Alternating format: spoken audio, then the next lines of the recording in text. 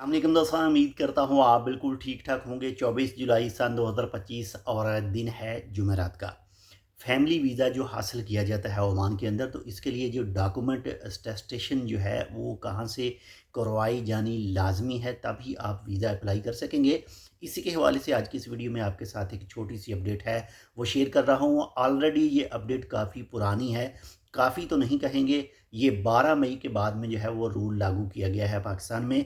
तो उसी के हवाले से आपके साथ मैं शेयर कर रहा हूँ कि अगर आप अपनी फैमिली के लिए 2 ईयर वीज़ा हासिल करना चाहते हैं, तो आपका जो कंप्यूटर जाइड निकाहनामा है वो आपने लेना है। जो भी आपकी यूनियन कौंसल है वहाँ से लेने के बाद में आपने पाकिस्तान के अंदर जो फॉरेन अफेयर की वजारत है वहाँ से उसे टेस्ट करवाना है।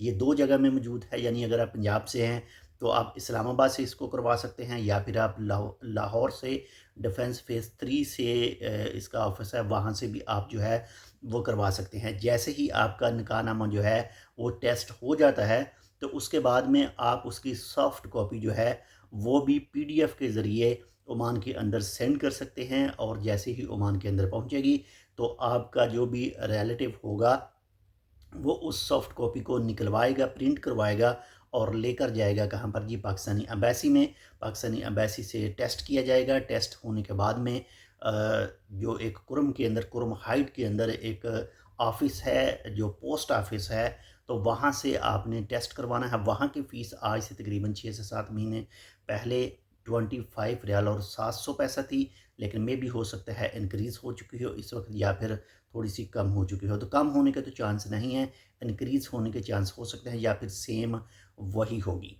तो इस तरह से जैसे ही पोस्ट ऑफिस से भी आपका जो है वो टेस्ट हो जाएगा, स्टैंप वगैरह लग जाएगी, उसके बाद में आप या तो अपने अरबाब को दे सकते हैं वीज़ा हासिल करने के लिए, निकलवाने के लिए, या फिर अपने पीआरओ को दे सकते हैं। वो आपका वीज़ा जो है वो अप्लाई करेगा, अपनी फैमिली का वीज़ा, 2 ईयर का वीज़ा जो है।